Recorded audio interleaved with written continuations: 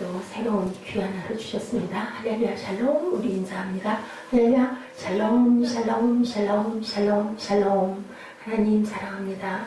여러분 주 안에서 사랑합니다. 당신의 인생은 어떤 인생입니까? 하는 제목으로 132편인데 1절에서 5절을 중점으로 우리 함께 나눕니다.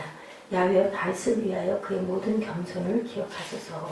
그 이스라엘의 그 시대에는 지금 솔로몬이 고백하는 노래인데 항상 얘기할 때 다윗을 들었어요. 하나님이 아주 사랑하셨고 내 마음에 합한 자라했고 그만큼 또 하나님을 다윗이 사랑했기 때문에 우리 어제 요한열 1세에서 본 것처럼 하나님이 먼저 우리를 사랑하신 거죠. 그렇기 때문에 우리 사랑했는데 우리도 하나님을 사랑했는데 다윗이 그 대표적인 자이시기 때문에 항상 어떤 일이 있거나 어려움이 있거나 하나님께 간구할 때는 우리 신약에서 예수님의 이름으로 기도합니다. 인 것처럼 항상 다윗의 하나님 하고 그렇게 그 고백을 했던 그러한 것들을 저희들이 봅니다. 그가 야훼께 맹세하여 야곱의 전능자에게 서원하기를, 야곱의 전능자면 하나님이죠. 내가 내 장막집에 들어가지 아니하며 내 침상에 오르지 아니하고 잠을 안 자겠다는 거예요. 내 눈으로 잠들게 하지 아니하며 내 눈곱으로 졸게 하지 아니하기를 야훼의 처소 곧 야곱의 전능자의 성막을 발견하기까지 하리라 하였나이다. 이 얘기는 무슨 얘기냐면 전쟁에서 야훼의 법궤를 빼앗겼어요. 빼앗겨서 그것을 다시 도로 찾을 때까지 그것을 노심초사한 사람이 다윗이었다고 그러죠. 그래서 그 적군을 치고 나서는 가장 먼저 하려고 했던 게 언약궤를 찾으러 갔다가 그만 우사의 사건이 있어가지고 오베데돔에다 맡겨놓고 나는 이걸 할 자격이 없나 보다 두렵고 떨리고 놀란 거죠. 그랬었던 그 우리 열왕기상하 얘기를 우리가 알고 있습니다. 그 부분을 지금 솔로몬이 노래하고 있는 거예요. 우리가 삶에 어제도 얘기를 했지만 릭 워렌 목사님이죠. 목적이 이끄는 삶. 목적이 우리를 이끌고 간다. 근데 그 목적이 크리스찬들은 모두 다 하나님의 나라죠. 여러 가지의 그 모습들이 있고 여러 가지 다양한 직업과 자기가 잘할 수 있는 것, 기뻐할 수 있는 것들이 많이 있지만 각자의 부분에서 가장 중요한 건 내가 나를 드러내려고 하는 게 아니라 하나님의 영광을 드러내려고 살아가는 그 목적, 그 소명, 그게 우리가 위시, 소원의 중에 그다음에 뭐로 변한다고요? 소망으로 변한다고 그러죠. 그래서 하나님의 나라를 우리가 찾아가려고 하는 그 마음들로 바뀌는데 이렇게 마음이 보이는데 우리가 이제 40대가 뭐 그 중년의 위기다. 지금은 그렇지도 않지만 한 1, 20년 전까지도 40대가 중년의 위기다 그랬어요. 지금 뭐 60이 중년인 것 같아요. 그죠? 그런 것처럼 나이를 조금 먹으면 뒤돌아봐요. 근데 중년만 그런 게 아니라 어린아이는 어린이대로, 소년은 소년대로, 또 청년은 청년대로, 노년은 노년대로, 또 뭐 직장인은 직장인대로 다들 생각을 한 번씩 해보죠. 나는 과연 내 길을 옳게 가고 있는가 아니면 잘못 가고 있는가, 내가 지금 어떻게 살아왔나 이거를 한 번씩 돌아보게 되는데 우리는 나는 과연 어떤가, 오늘 그것을 한번 묵상합니다. 내가 살아온 인생이 올바른가, 회의에 빠질 때가 많이 있죠. 그거는 남녀노소 누구나, 빈부귀천 누구나 어떤 자리에 있으나 집에서 아이들만 키우는 주부들도 또 지금 뭐 당연히 주부들이, 직장인들이 기본으로 많지만 한 10년, 15년 전만 해도 그냥 가정에 들어앉아 있다가 이래서 되겠는가 고민하고 뭔가를 배우고 취미 생활을 많이 했죠. 그러다가 또 그게 전문업이 되는 그런 사람들도 많이 있었습니다. 그래서 우리는 모두 의미 있는 인생을 모두 다 살고 싶어 한다. 내가 나를 살면서 약간 보람이 있고 정말 성취감을 갖고 살아가는 게 생명 같은 그러한 삶의 그 나날들을 살아가는데 오늘 시편 132편 솔로몬이 하나님의 성전을 다 지어놓고 송전 봉헌시에 지음하여 하나님 앞에 찬양으로 드리는 간증이 바로 132편이다. 특별히 1절에서 5절에는 다윗의 공로와 그의 헌신을 얘기하고 있죠. 오늘 내가 하나님 앞에 성전을 봉헌한 것은 나 혼자만의 힘이 아닙니다. 돌아보니 내 앞에 믿음의 선조들이 수많은 믿음의 조약돌들을 놓았고 그렇게 왔고 그리고 우리는 그것을 밟고 지나온 것에 불과합니다. 라는 고백을 참 솔로몬이 초기에는 정말 아주 순전하고 그저 신실하고 그리고 하나님과의 약속을 잘 지키고 또 아버지의 그 명령을 그대로 따라서 정치, 경제, 문화를 꽃피웠던 그런 솔로몬인데 그만 노년에 그저 처척을 많이 그것도 외교 때문에 그랬어요. 알고 보면 내용을 알고 보면 엄청나게 그 정치적으로 외교적으로 정말 그 발이 크고 품이 넓었던 솔로몬이 그래서 많은 외국 사람들의 그 딸들을 들여온 것은 자기의 그 외교 그리고 나라의 힘을 넓히려고 어떤 면으로는 좋은 뜻이었는데 그만 거꾸로 우상에 먹혀버리게 된 꼴이 된 거죠. 사랑이 뭐가 돼서 우상이 된 거예요. 사람도 엄청 많은 사랑을 했던 것 같아요. 첫째로 올바른 역사의식을 우리는 그렇기 때문에 가져야 된다. 오늘 우리가 가지고 있는 역사의식은 어떤 것일까? 아까 잠깐 오면서 들으니까 피해의식이 많은 사람들, 며느리들이 시어머니에게 엄청나게 구박을 받고 시집살이를 많이 한 사람들이 사람들을 오히려 자기 며느리에게 더 잘해줘야 될 것 같은데 그것에 대한 보상을 받으려고 하는 게 이게 심리적으로 그렇다고 합니다. 그래서 그것을 받아내려고 하는 그래서 자기 위주 그리고 그 자기 만족, 개인주의가 더 극도로 심해진다라는 이야기를 하더라고요. 오늘 우리가 가지고 있는 역사의식은 과연 이런 원망 역사의식은 아닌가? 그죠? 내가 받았으니까 나도 이제 받고 누리고 나도 좀 편할 거야. 너 해와! 뭐 이런 식의 사랑을 많이 받은 사람들은 그렇지는 않다라는 거예요. 그럴 필요가 없으니까 받는 것 같아요. 내가 사랑받지 못하고 내가 소외감이 들고 그러다 보면 자꾸 사람들이 그냥 고통스럽게 구는 눈빛도 나를 우습게 여겨? 나를 무시해? 막 이런 마음이 일어나고 상처를 자꾸 불러일으키죠. 우리나라 정부도 지나간 정부들도 보면 뭐 정치 부분이기 때문에 잘은 모르지만 항상 어떤 대통령이 나면 뭐가 어땠고 내 탓은 아니에요. 그 전 대통령이 뭘 어때서 뭐가 이렇게 됐고 그죠? YS가 대통령일 때 나라가 어렵고 또한 그 모든가 DJ가 들어섰더니 YS 탓이다 또 뭐 이런 얘기들을 많이 하고 또 그다음에는 흘름이 IMF 때문에 우리나라를 망한다 또 뭐 그런 소리들을 굉장히 많이 했고 뭐예요? 속담에 잘 되면 내 탓이고 잘못되면 누구 탓? 조상 탓 이런 얘기인 것처럼 우리가 왜 많은 사람들이 현재를 불행하게 이렇게 살아가고 있나 몇 날 지나간 과거에 아팠던 것들만 기억하기 때문이다. 하나님의 눈으로 역사를 해석하고 바라볼 줄 모른다. 지금 우리도 저와 여러분들도 현재 내게 닥쳐있는 어떤 부분들을 남의 탓을 할 것이 아니라 내가 어땠었나를 돌아볼 줄 알아야 되는데 그렇게 하지를 못하고 하나님이 이럴 때는 어떤 눈으로 뭐라고 대답을 하실까? 예수님은 어떻게 하실까? 이런 생각을 해봐야 된다. 그 일어나고 있는 현상 뒤에는 뭐가 도사리고 있나를 우리가 또한 봐야 된다는 것. 하나님의 눈을, 하나님의 마음을 우리가 읽으려고 해야 된다. 어떤 철학가는 인생이란 현재의 시간에 서서 과거의 연못에 낚싯대를 들이고 있는 낚시꾼이다라는 얘기를 했대요. 과거라는 연못 속에는 무엇도 있을까요? 행복도 있고 불행도 있는데 아무리 좋은 부모 밑에 자라도 부모 밑에서 받은 상처는 누구에게나 있죠. 섭섭함이 없을 수가 없습니다.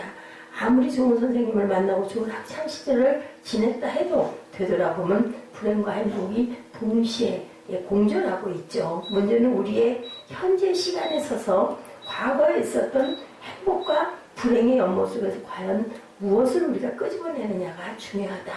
어떤 사람은 늘 잘할 때 상처받는 것만 끌어내는 사람이 있고 그래서 그 인생이 불행할 수밖에 없고 보상심리가 있는 대로 발동하고 아주 그 자기를 드러내려고 하는 그 욕심이 엄청나죠. 주변에 아주 파급을 합니다.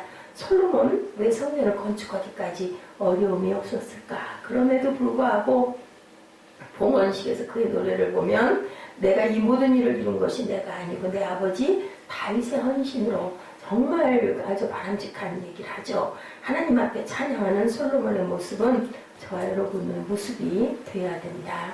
귀감이 되어야 할 그런 솔로몬의 모습입니다. 둘째, 올바른 목표의식을 가져야 한다. 과거를 바라보면서 역사를 하나님의 눈으로 봐야 되고 둘째는 올바른 목표의식을 가져야 된다. 솔로몬은 과거와 올바른 관계를 맺고 난 이후에 현재의 삶에 이제 치중합니다. 과거만 생각하면 의미 있는 생을 살 수가 없죠. 중요한 거는 언제라고요? 지금이라고요. 오늘이라고요. now라고 얘기했죠. 오늘 내가 어떤 방향으로 내 인생을 몰고 가는가, 내가 어떤 목표를 가지고 달려가는가, 이것은 우리에게 정말 중요한 문제다. 지나간 건 어쩔 수 없어요. 그죠? 그러면 내가 지금 어떻게 해서 내일을 좀 더 밝고 아름답게 빛나게 살아갈 것인가가 중요하다. 솔로몬의 기도 속에서 우리는 인생의 목표를 발견할 수가 있습니다. 솔로몬의 기도는 하나님을 삶의 중심에 모시는 거죠. 예, 우리도 이 세상에서 참고 의미 있는 인생이 되기 위해서는 우리의 마음속에 누가 하나님이 항상 중심에 거하셔야 되는 거죠. 이것을 위해서 솔로몬이 기도해요. 하나님이여 이제 일어나셔서 성전에 들어가소서 하죠. 오늘의 우리에게 적용시킨다면 하나님이여 일어나셔서 제 마음문을 여오니 제 안에, 내가 너희 안에, 내 말이 너희 안에, 주님이 말씀하셨죠? 들어오시옵소서. 예, 중심 보좌에 좌정하시옵소서. 어떻게 하나님께서 우리 마음 중심에 앉으실 수가 있을까? 우리가 하나님의 방법대로 살아야 된다. 율례와 법도대로 의로운 자가 돼야 된다. 예, 하나님 방법대로 말하고 하나님 방법대로 생각하고 하나님의 방법대로 직장생활도 하고 하나님 방법대로 아버지 남편 아내 노릇을 하는 것이다 라는 거죠. 예, 누구에게나 누가 하듯 죽게 하듯 하는 자세를 가지면 사람들이 절대로 나를 격리하거나 나를 외면하는 일은 없다. 정말 하나님의 방법대로 우리가 살아가고 있는가 생각해보자. 세 번째로 올바른 섭리의식을 가져야 된다. 둘째로 올바른 목표의식, 세 번째로 올바른 섭리의식. 왜 사람들이 현재 의미 있게 살지 못하는가? 미래에 대한 염려 때문이다. 그죠? 염려한다고 너희가 키를 한 자나 더 하겠나 하면서도 우리는 항상 염려. 아이고 얘가 중학교 가서 어떻게 공부를 할 건가? 너무 깜깜하면 아무것도 모르겠던데 저희 때는 너무 다르기 때문에 눈앞이 깜깜하더라고요. 뭐 참고서 한 거니 뭐 몇백 페이지씩 되는 걸 보여주는데 얘가 이걸 과연 보기나 할까? 사는 게 중요한 게 아니라 사가지고 몇 장이나 볼까? 이제 이게 그래서 뭐 아마 인터넷 강의들을 그렇게 듣고 또 문제풀이라고 하는 것 같습니다. 도대체 나는 나의 노후를 어떻게 할 것인가? 내 자녀의 학교는 과연 어떻게 열어주고 얼마만큼 해주고 내가 갈 수 있겠나? 저도 이런 염려가 요즘에 많이 돼요. 내 재산은 앞으로 어떻게 될 것인가? 저야 뭐 가진 재산은 아무것도 없지만 있는 사람들은 꽤나 염려를 하고 머리를 굴릴 것 같습니다. 수많은 사람들이 미래를 염려하며 오늘을 헛되게 보낸다. 일어날 일은 정말 거의 몇 프로 안 된다 하더라고요. 염려 아무리 해봐야 나중에 지나놓고 보고 괜한 생각, 괜한 머리를 알았다라는 거죠. 우리 하나님은 참으로 의미 있는 인생을 보내고 싶다면 뭐라고 그러세요? 나에게 맡기라고 그러시죠? 내 무거운 모든 짐들을 나에게 맡겨라. 내 인생은 내가 짊어지고 가는 것이 결론은 아니다. 대개 아니다. 네 인생도 내가 너에게 주었다라는 말씀이죠. 우리의 자산 대대까지 모든 인생을 뭐하고 계셔요? 눈동자같이 바라보고 졸지도 주무시지도 않고 계신다고 그러죠. 우리 마음속에 믿을 때 우리 인생은 참으로 의미 있게 된다. 그것을 믿을 때. 어저께 그 보라섬의 얘기를 들어보니까 정말 답답했겠어요. 왜 그 얘기를 안 해줬을까 모르겠어요. 그냥 기도하라고만 했다는 건 자기는 아무래도 믿어지지가 않는데 그래서 그 마음도 주시라고 기도를 해라. 그게 때가 안 된 거야. 어제 제가 아주 와가지고 그때부터 아주 거의 1시간 이상을 7시도 안 돼서 왔던가 그랬어요. 어제는. 그러니까 전 그 이후로는 해야 할 걸 아무것도 못했죠. 아서 골든이라는 그리스도인 작가가 어느 날부터 무력증에 시달리게 됐다고 합니다. 하루아침 인생의 모든 것이 의미 없어 보이고 그럴 때가 있죠. 이런 거 해봐 뭐해, 이 써서 뭐해, 글 써서 뭐해, 뭐하든 이런 마음. 자살을 결심하게 됐다고 그래요. 그런데 정말 다행인 건 절친한 친구가 마침 아주 유명한 상담 심리학 의사였다고 합니다. 그래서 죽기 전에 그 친구랑 한번 만나서 내 속에 있는 거나 다 한번 풀어 털어놓고 그러고 나는 죽을 거야 하고 그 의사를 찾아갔어요. 정신과 의사, 이거 상담가였는데 의사가 아서 골든에게 이렇게 물었대요. 자나 어릴 때 가장 좋아하던 일이 뭐였나? 뭐를 하고 지냈나? 하고 물었어요. 가만히 생각해보다가 골든이 대답합니다. 나는 바닷가에서 살았는데 파도 소리 듣고 갈매기 소리 듣는 거를 참 좋아했었어 라고 대답을 해요. 다음날 아침 10시에 나랑 다시 만나자. 그리고 이제 내가 처방을 잘 해줄 테니까 와라 그랬어요. 다음날 찾아갔겠죠. 예, 의사는 꼼꼼하게 적힌 4개의 종이를 딱 그 봉투에다 넣어서 주면서 이것을 가지고 네가 살던 그 바닷가에 가서 여기 적혀있는 시간대로 꼭 하나씩 풀어서 열어봐라 라고 얘기를 해요. 예, 마지막으로 기대를 건 거죠. 정말로 고향 바닷가를 오랜만에 가가지고 약을 시간 맞춰 먹듯이 열으라고 그랬으니까 예, 딱 아침 9시가 돼서 첫 처방전을 딱 뜯었습니다. 그랬더니 여보게 자네가 이 처방전을 볼 때쯤 되면 아마 자네 고향 바닷가에 있겠지. 예, 그러면서 자네 앉아서 2시간 동안 그 고향에 있는 파도 소리, 갈매기 소리를 조용히 한번 들어보게. 그것이 처방이네. 이게 뭐야? 뭐 대단한 걸 뭐 줄 것 같더니 뭐 여기 앉아가지고 무슨 소리를 들으래. 그럼 거기까지 왔으니 어쩔 수가 없지. 하고는 앉아가지고 그냥 넋을 꼭 가만히 멍하니 앉았다 보니 귀로 파도 소리 들리고 갈매기 소리 들리지 않아요? 듣다 또 2시간 들으라 했으니까 그래도 순종을 했던 것 같아요. 왜냐하면 작가 생활 오래 했고 그럼 어느 정도 체계가 룰이 잡혀있는 사람이죠. 해보려니 한번 해봐야지였던 거예요. 절친한 친구였으니까. 근데 앉아서 소리를 듣다 보니까요 마음이 조용하게 가라앉더라는 거예요. 좀 잠잠해지고 왠지 마음이 좀 차분해지고 달라지고 그러다 보니까 12시가 됐어요. 예, 12시에 또 뜯어보라고 했거든요. 12시에 다시 두 번째 처방전에는 지금까지 살면서 행복했다고 생각되는 순간들을 자네 한번 떠올려보게. 또 이렇게 써있는 거예요. 그래서 눈을 지그시 감고 정말 뭐 어차피 이렇게 된 거 한번 시간을 갖고 내가 이제 이렇게 하고 난 죽을 거니까 한번 지나간 일도 생각해보라니 내가 좀 생각을 해봐야지. 생각을 해봤더니 정말 의미 없는 인생인 줄 알았더니 꽤나 좋았던 적도 많았고 보람 있었던 적도 많았고 좋은 상을 탄 적도 많았고 기뻤던 적도 많았고 많은 것들 잊어버렸던 거 나는 정말 무의미하다라고 생각했던 그런 그 무력증에서 헤어날 수 있는 그런 순간들이 꽤 있었더라는 거죠. 예, 친구들과 바닷가에서 씨름하던 일, 수영 어린 날부터 저녁 늦게까지 놀고 있으면 어머니가 내 이름 부르면서 밥 먹으라고 나를 데리러 오던 일, 저도 그랬었던 기억이 있습니다. 요즘엔 뭐 이런 그런 정치가 없지만, 예, 그리고 씻겨주고 밥상 차려주던 일, 정말 행복했던 순간들이 많았구나 했대요. 추억을 떠올리며 마음이 점점 밝아졌다고 합니다. 오후 3시가 됐어요. 세 번째 처방전을 또 뜯을 차례입니다. 지금부터 자네 마음속을 자세히 한번 들여다보게 하고 써져 있어요. 간단하게. 지금까지 살아온 인생의 동기가 무엇인지, 의미가 무엇인지 곰곰이 되씹어보게. 그리고 몇 시간 동안 자기 인생을 어떻게 살아왔는지, 무슨 동기로 내가 살았는지, 무엇을 위해서 살았는지 하고 생각하다가 그만 아서골드는 깜짝 놀랐대요.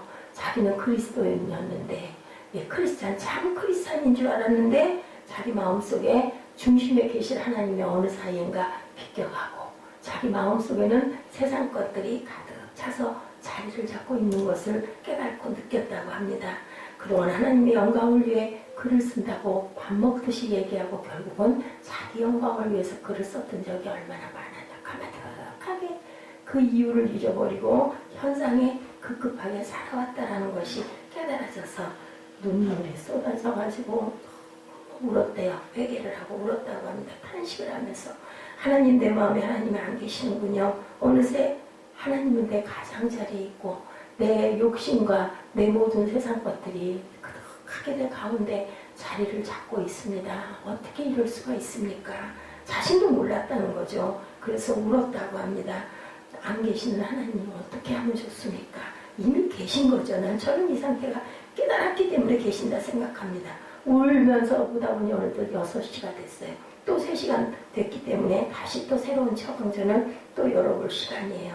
이제 자네의 죄를 자백할 시간이네. 자네가 자백할 죄들을 모래사장에 모두 써보게. 이렇게 써 있었대요.